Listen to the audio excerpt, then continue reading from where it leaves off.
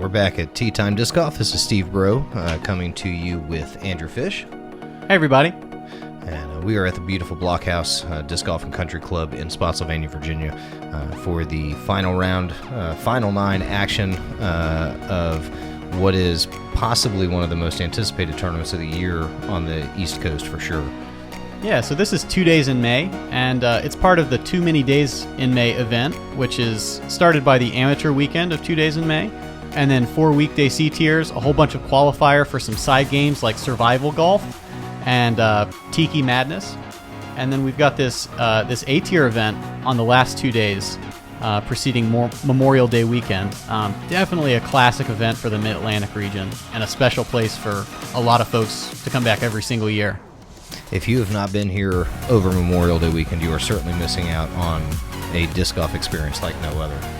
Yeah, and they've got a couple other events throughout the year, and they'll be the host for the U.S. Women's event next year, 2019. Very exciting. Yeah, very exciting stuff. So we've got Andrew Fish, yourself, with the one-stroke lead going into the final 9, with Chris Dickerson nipping at your heels.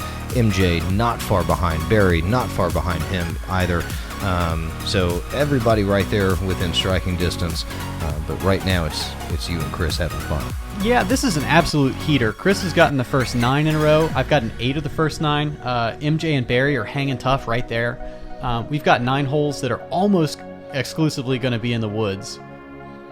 Yeah, a really exciting start to this thing. We start off this 9 on hole number 11, which hole number 2. After going through the first few holes in the open, now all of a sudden, bam, back in the woods. Yeah, we had a little bit of a slowdown here. This hole, you can see the gap that you want to hit off the tee, and there's a thin tree through that. You want to be moving left just as you get to that. Chris goes mid-range, goes wide. Around that. Yeah, wide around that. To about 25 or so. That's a great shot. Yeah. Yeah, there's some stuff late down this fairway too that you can hit that'll keep you a little bit away from the basket. But if you can split this gap, that is the most important part of the shot. MJ's looking really nice. So he goes Comet there, up to about 15 feet maybe.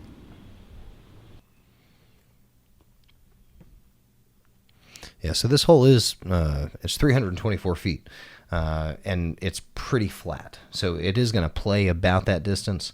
You knew that you sawed that off immediately, just a little bit left. It was a decent angle just offline, and it's going to put me in a very difficult spot. If you don't get far off this tee, there are some very jungly places to be.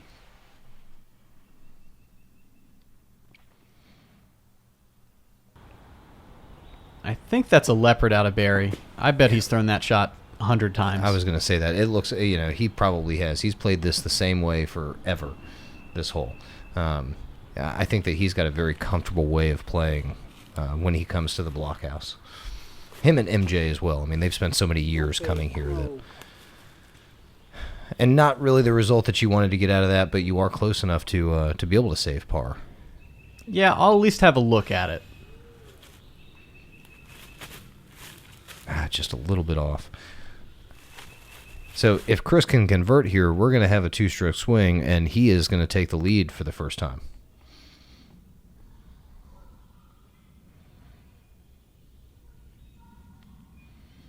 That's Chris doing Chris things. Yeah, just no pressure. Yeah. I mean, he knows what he's doing. He's showing you why that he has won as many events at the beginning of this year as he has. Yeah, he won 10 straight to start the year. He's won 2 A tiers already, and it's just early June. And he's won 15 overall. Yeah, 15 PDGAs, and literally it is early June. That's unbelievable. So he's starting off extremely strong. You need to put this in and make sure that you don't fall further back. Good putt. So not ideal. Obviously, the first blemish for you. And Chris now is sitting at 10 holes in a row. Yeah, so I've lost 2 strokes to MJ and Chris on that hole, and 1 to Barry. That was the first time that I really thought about the score, and I had to count it up. I had my caddy help me count it up and realize, he's got me by 1 now. Yeah, it's time to focus. So this hole is not the easiest hole in the world to start to focus on. Oh my goodness, no. So this is 300 feet of pure nastiness. Yeah. You kind of have to pick a side and an angle of your disc that you want to start relative to the middle trees, and just try to get something to cruise up there. You can't be timid on this hole. You've got to commit to your shot. Absolutely. If you fade out early or don't really throw it hard enough, you're not going to get there. Chris going with, I think, an F5. Unbelievable. Splits a couple of trees and is deep. I've never seen anybody deep on this hole. No, that was incredible. I mean, literally a disc could barely fit through the gaps that he just threw it through. So, amazing result.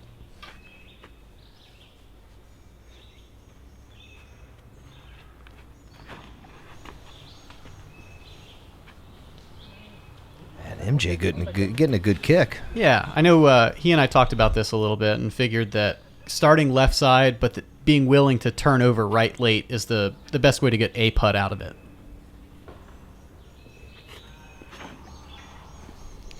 And Barry just left it a little bit left side out of his hand. Should be easy up and down. He's just not going to have a really good look for the birdie. He fought through pretty good.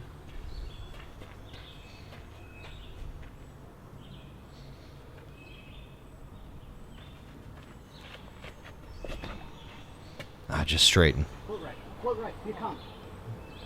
And you hit the same gap that Chris did. Highly improbable. Yeah. 2 people on 1 hole.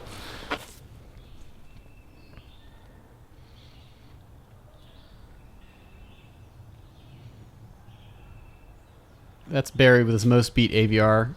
I'm not sure if he was laying that up or running it, but he'll have an easy 3. Yeah, it's an easy par no matter how you look at it. Now, MJ would love to capitalize here.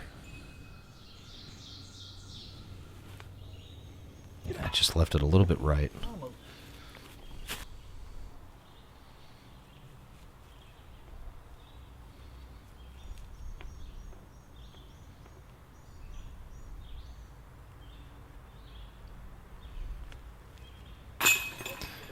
And Chris goes 11 in a row with that. I guess not surprising watching him putt now that, he is not going to lose confidence at this point.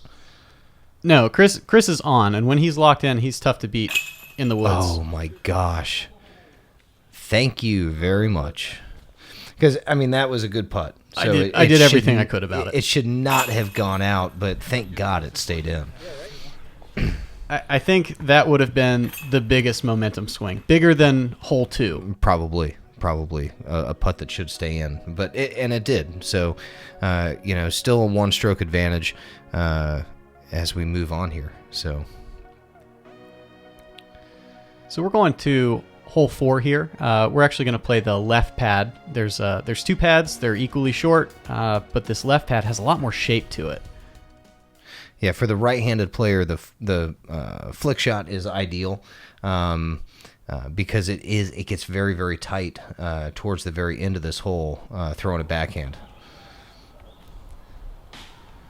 And Chris throwing one up there. He should be circle's edge, I would assume. Oh, well inside of that. Inside of circle. He did well to catch some branches up there. He might have been cruising a little far. So both of you guys throwing the same type of shot here.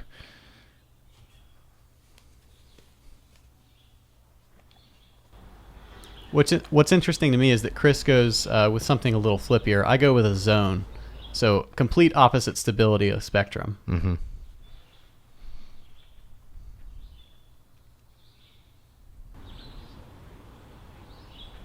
MJ just working the hyzer.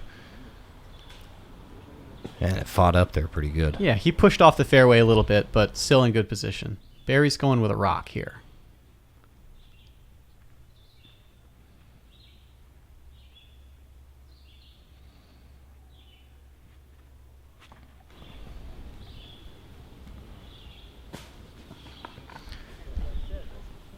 So everybody's going to be up there for a putt.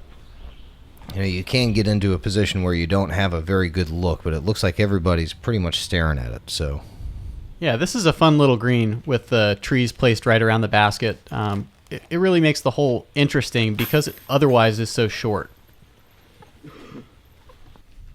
Yeah, if you don't get hole 4, you kind of walk away frustrated. And Chris really taking his time here. He knows what's on the line. He knows he has the lead. That's also part of his routine. That's what makes Chris super solid. Is he's got his routine. He sticks to it. Yep. He executes it no matter what the situation is. And you end up with 11 birdies in a row. Which is just unfathomable. But he's up to 12 at this point. Yeah, 12 in a row. Just unbelievable.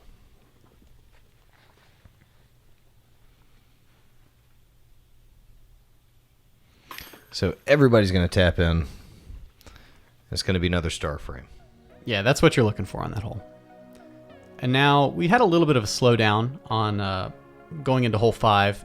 It traditionally is one because it's a tough par 4 that has a couple turns to it. So as you can see right now with the drone flight, we're going to turn a little bit to the left. The landing zone is down here kind of in the flat ground. The ideal play, if you have it, is a power forehand that flexes out right about here and would put you kind of just looking straight at the basket. We're going to play with a long right position, and the double turn in the fairway really makes it challenging to get all the way there in 2 shots. I've seen some huge numbers on this hole. If you get off the fairway here initially, then you can get into some real trouble. But for a right-handed backhand player, it would be fantastic if you had a flick.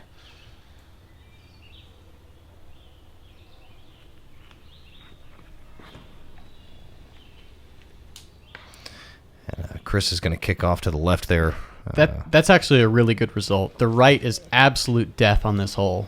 Left is a little more playable. Yeah, I couldn't agree more. It looks like you're taking your Comet and just hoping that it's going to stand up. And yeah, that wasn't far off from what I wanted. I knew it was a little bit inside. Got punished a little bit by boosting further left, but it should be fairly easy to get up and down for a 4. MJ goes Mantis, the perfect little flip up from the inside line. And he's down in the gully where you expect to be if you throw a good shot. Yeah, that's gonna leave him with the ability to be able to get up and down pretty easily. You still have to shape something, but really it kind of gives you the opportunity for the birdie. Barry really working that right side of the tee, getting something straight, but yeah, just hitting that. But as you can tell, he says thank you because he knows that missing it left is much better than missing it right.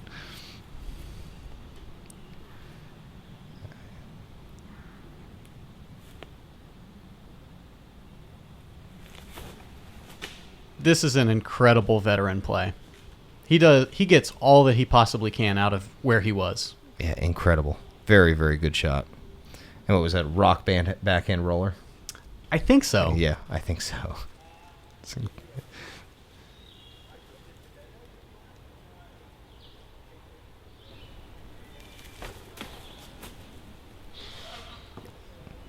And a really good result for you. Good shot out of there. From your knee, dealing with the shrubbery. That was a really good shot. So Chris's kick actually put him on the left edge of the fairway, and with his power forehand, it's actually a playable shot. Yeah, really good opportunity here for him. Nice shot, Chris. So he's probably within 50. He'll have an obstructed putt, but it's playable.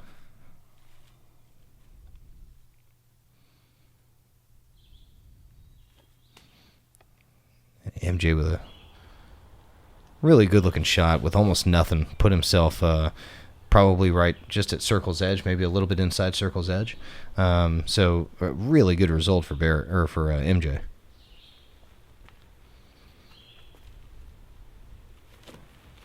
Oh boy, Fish! You better make a putt. You said it. Yeah, not happy to miss that shot. It's not more than 120 feet.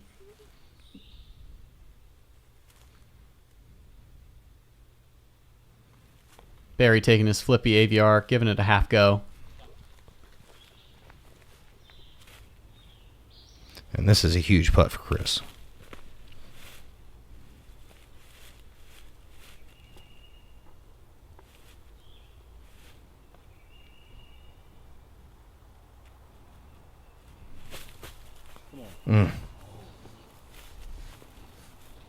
That would have been an amazing 3 from where his tee shot had landed. All right, let's see if MJ can capitalize here and put this in for the birdie.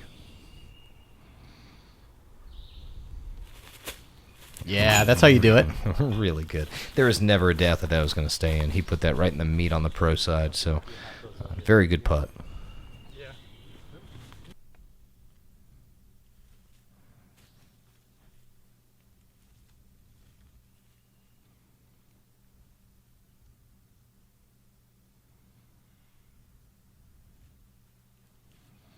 All right. Very good. That felt like a very big moment for me, at least, because I had missed the shot. That putt was a nice pick-me-up.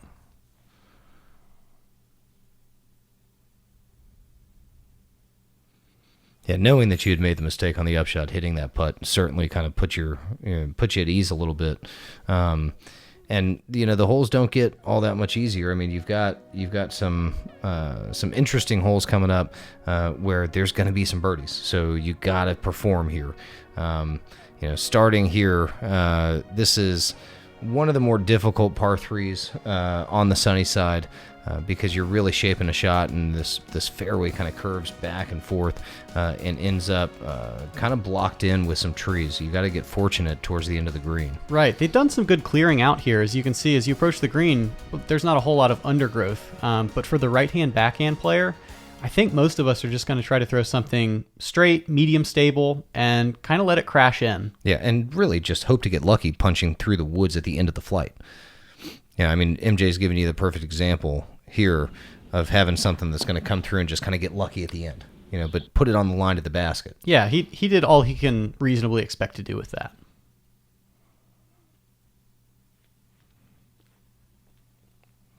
A little high out of Chris's hand, but... Yeah, he takes that right side line a little bit more. But Heiser's to probably 50, 55.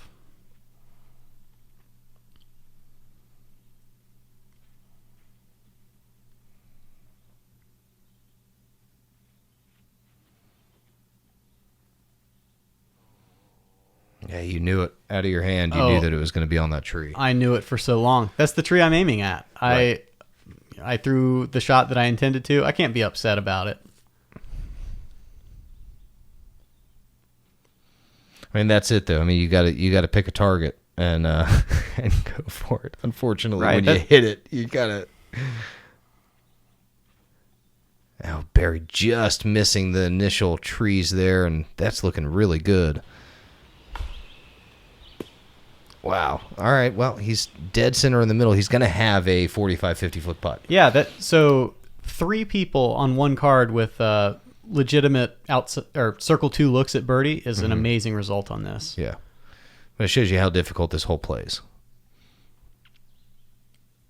And that was a good shot. Yeah. I'm just going baby thumber, put it by the basket. Yeah, that was perfect.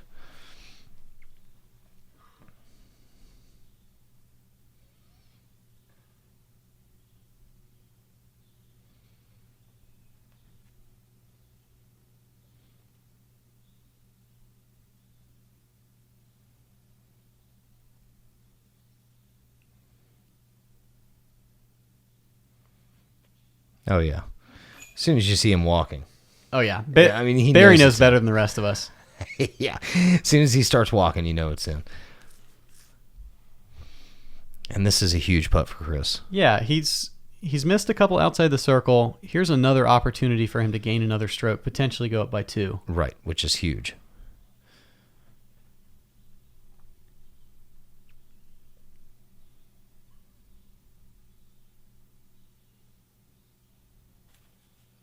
Oh, wow. Look at that. Yeah, it was left side high, and it still managed to cut in and just stay in the bucket, which is that was absolutely ideal for Chris. I mean, that's best result that he could hope for was that staying.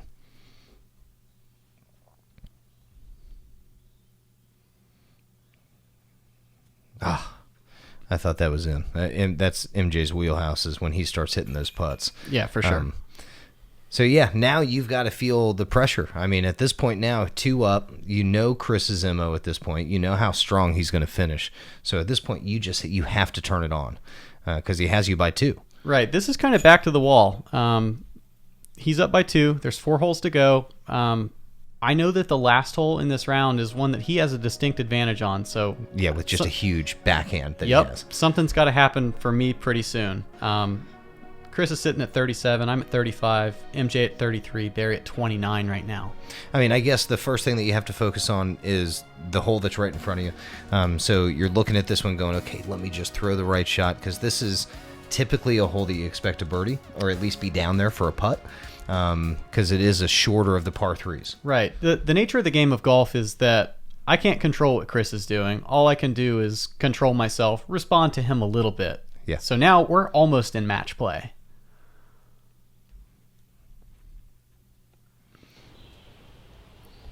And that certainly looks nice in your eyes going, okay, well, this is an opportunity for me to capitalize because there aren't that many of those left. And Chris had thrown a really good shot there. If he's about 2 feet to the right, he misses that guardian tree, and he had the height and speed to get right under the basket. Barry with a good shot. Yeah, unbelievable roll at the end. So yeah, he'll be close enough to have a good opportunity to make his birdie.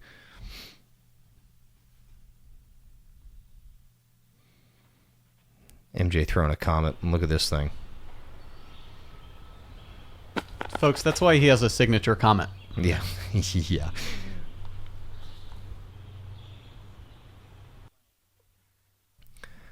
Yeah, just so good. And you're going to back that up and throw your comet, which, I mean, granted, we have seen you throw this thing brilliantly all over the course. So this hole sets up real nice for this shot. And it catches one little thing hanging out into the fairway. Oh, that is going to be a tough putt.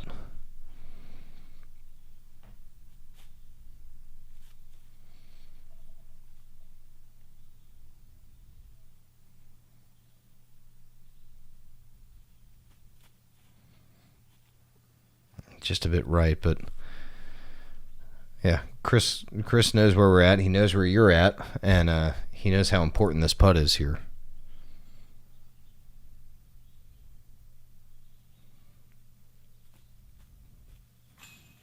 Beautiful. Absolutely beautiful. Just shaping that right around the tree. Just a huge putt. That was probably 50 or so. I had to go over these branches that Barry's kind of going under. Right, just a pivotal moment, though. I mean, that was enormous for you to pull that off.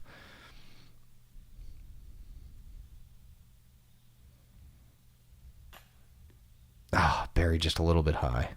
He didn't get the tailwind drop I think he expected on that. It was a great line, just didn't sink.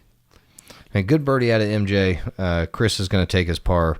You walk away with the biggest putt of the tournament so far as I'm concerned, knowing that you're going down the stretch and you have to make moves. So just a fantastic birdie there by yourself. Every stroke counts the same, but at this stage they start feeling bigger. It's hard to avoid feeling the pressure. So we got 309 feet. You're basically throwing just a slight anhyzer off the tee here. You are going to be dealing with a tree at the end of this fairway that kind of blocks off where the hole is. Really, the only trouble is getting stuck behind that tree and not having a look at the basket. Yeah, it's a fairly precise shot. I think most of us are going to go some kind of neutral putter, turn it over just a little bit, and then cruise under this holly. Yeah, MJ with just a brilliant shot with the purple banger. Very, very good shot.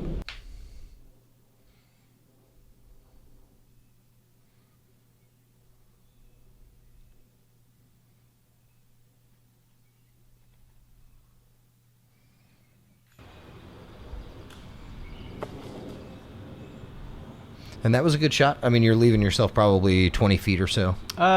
It's in the mid 20s, I would say. Yeah. In the creek a little bit, but I've done what I can. Yep. And Chris is pulling out his PA4 and saying, "Okay, let's see if we can't put this close."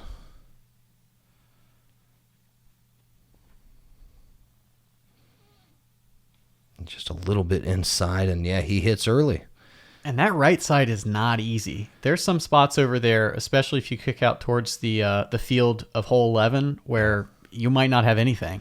That's shocking after the round that Chris is having to make 2 mistakes back-to-back off the tee. And Barry making a bit of a mistake as well there, just cutting it inside, catching some foliage. He's going to have a long putt.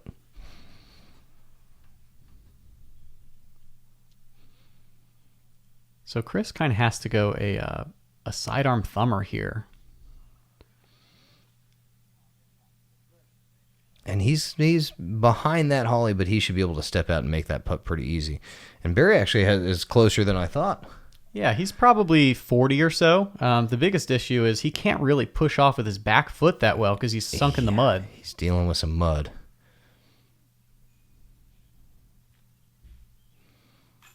It's just a great putt, though. Yup, that's how you do it.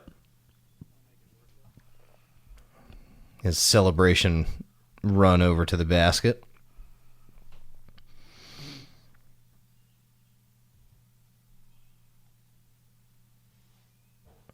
And this is to tie up the match.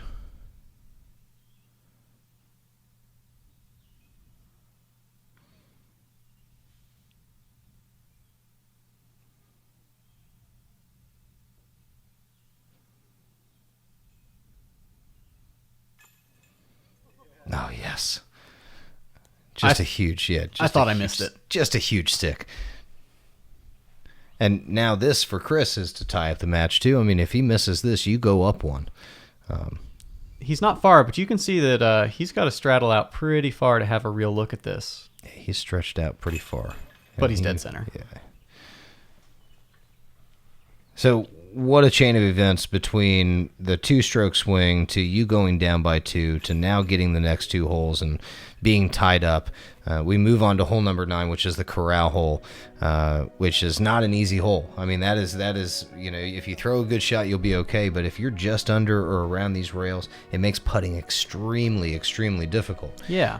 So Chris and I are tied up with 2 holes to go, and this is a fairly open hole. It's really up by the green that it gets complicated.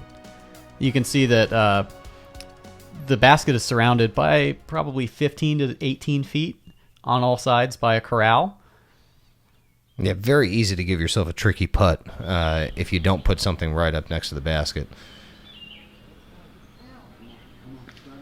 Here we go.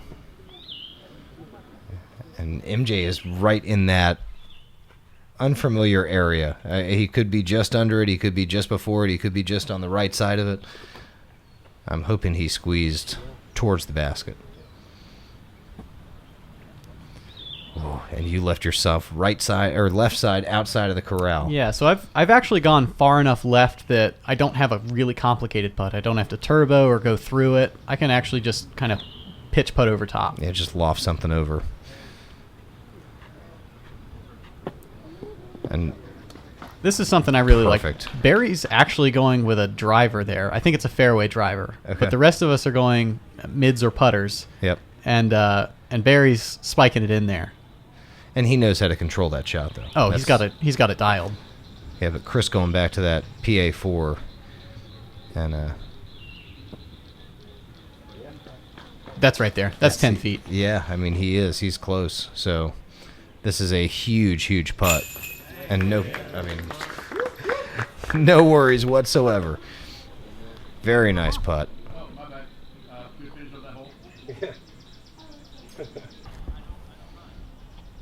All right, now MJ did squeeze in there underneath it, so that's good. As long as you're putting on the right side of that any of the corral, then you're okay. And Chris should be tapping this in as well. And we'll see whether or not Barry can finish it off and give us a star frame on the corral hole. Yeah. All right, so it doesn't get any more exciting than this. At this point now, we are looking at a tie up top. You guys are sitting at 39 under par. We're at 38 right now. You're at 30. I'm sorry, you're at 38 under par. And Chris is, I believe, 14 down on the round. He's just throwing an amazing round, and we've got one to go. We've got a gallery building behind us with Tournament Central. Look at this green that we're coming up to. It's So about cool. a 500-foot shot, and it's surrounded by these little bushes that some places you can be well inside the circle and have a difficult putt. Yeah, the Dr. Seuss trees are amazing. It really makes this beautiful. This is, like you said, where Tournament Central is, so we've got a ton of people behind us watching, and just what a great finishing hole. I really do think that they do a good job with finishing the tournament on this hole. Certainly one of the signature holes out here. Yeah, it makes the numbering a little weird, but in terms of experience, this is what makes this tournament great. MJ threw one way up there, too. That was a really decent drive from him.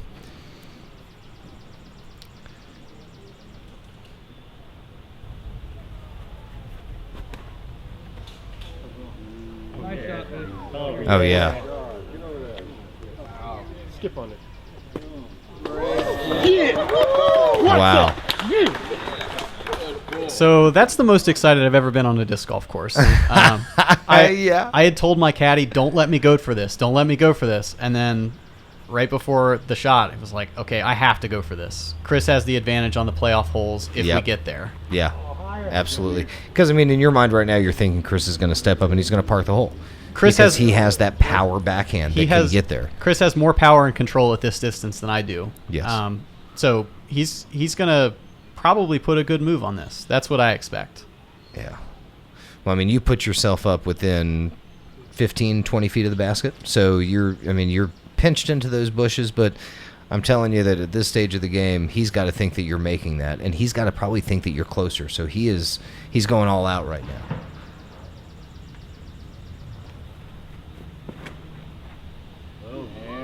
Let's go. Chris has definitely enough power, but it's going to leak a little bit left, close to pin high. Okay. But, I mean, with the bushes and with everything in the way, this is going to be an improbability that he's going to be able to have a clean look at this thing.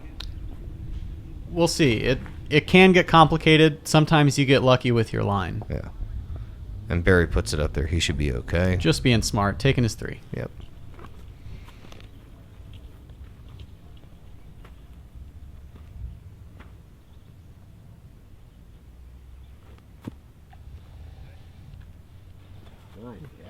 Perfect. Placement, though. Oh, wow. So he's got some obstacles. He's got a bush left side of the pin. He's got the tower in his way. He's stretched out as far as he can go while about still maintaining a 60 legal feet, stance. Probably 60 feet outside, somewhere in that range.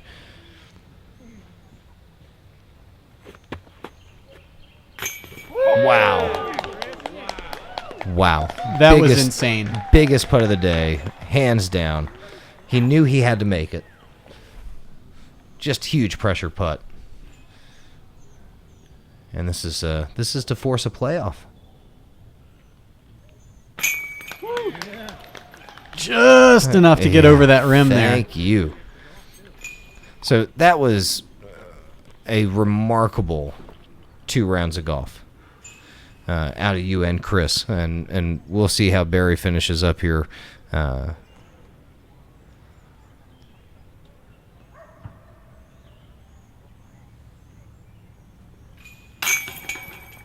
Barry's going to get his 3, and MJ's going to tap in his 3, which means that we are going to go to a playoff. We will. So for the round, Chris shot a 43, which was rated 1088. That's 15 under par.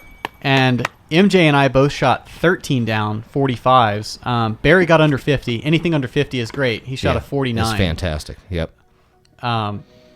So that's about all you can ask for. Chris played amazing, and the rest of us had to match. That was all there was to it. Yeah, incredible. So now the loop for the playoff is going to be, you're going to start on hole 10, you're going to move to hole 11, and then you will go to the corral at hole 9, and you'll play that loop consecutively until we have a winner. But it is sudden death playoff, so we'll go ahead and get started on hole number 10. And boy, you two have to be just adrenaline pumping at this point. Yeah, we took about 10 or 15 minutes off until we could get an official ready, make sure the course was clear, and the rain was starting to come in. So there was a little bit of urgency to really get going. And I think that in your mind right now, and you have played outstanding, but this would be to be back-to-back wins at this event. I'm trying not to think about it if at you this can point. pull it off, yeah, of course. But that is a huge feat because there is a really good field of people that show up to this event every single year. Definitely. It is very competitive for the Mid-Atlantic. And Chris with a hot round, last round is obviously going to start the playoff. So let's see what he can do here.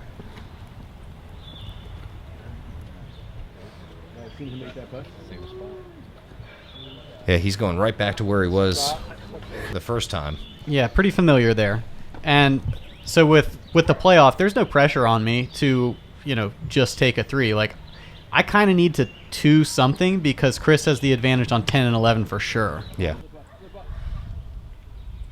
And it flipped up for you, so certainly you have, you've gotten out there pretty far, which is good. Chris and I are actually going to be in fairly similar positions. But you can see the rain starting to fall. I had umbrellas out. And it had held off, all day long. We were supposed to get just pounded with rain during the weekend. And literally it held off all the way until the playoff. Ooh. But I think that was closer than you thought it was going to be. I didn't really know what to expect. I couldn't see the basket behind these bushes. It was like just a blind putt once I sized it up. Inside of it. And Chris feeling this for the win. Probably about the same type of putt that he just threw at the basket. Oh, stay. Oh, wow. Wow. And that's just an unbelievable, unfortunate result. Yeah, that right on top of the bush to stand up and roll that far away. Gosh, what an amazing round that he had to hang with you. And now to have to make this putt over and around these bushes. Oh my gosh, it almost fell in off of the bush. In theory, it could happen. That would just be an unbelievable result. Yeah. But you walk away with the win, Chris with the nasty roll away. And God, what a feat. Well done, Andrew. Thanks, Steve. Yeah, very, very good. To win this event twice in a row is a huge feat, and you've had an unbelievable start. You are to fend off Chris as he had the start that he had this season was very, very impressive. Yeah, to me, it's really special just to be involved in that. Whether I won or lost that, like, Chris shot a 1088 round. I don't think I've ever seen anything that hot. And you pushed live. him the entire time, which is something to be said. Yeah, sure. that entire card had a very positive attitude. I think that helped a lot and went a long way toward all of us shooting very hot that round. You guys, thank you again for joining us. This was the Blockhouse Memorial Day, 2 days in May. Thank you to Mike Terpasso and to all of the guys at the Blockhouse that do everything that they do to feed us, to make sure that we have showers, to make sure that everybody is well taken care of for the entire weekend and week that we're there. Yeah, this is a total disc golfer's paradise, and really it's the support of our community that makes it possible. So please support your local courses. Make sure that you're properly appreciating the people who open up their land, open up their houses to you. Absolutely, and make sure that you're supporting your local media coverage of your disc golf as well. Yeah. Tea Time Disc Golf, thank you very much for doing everything that you do. Austin and Christian being out there on location. We will see you guys next time.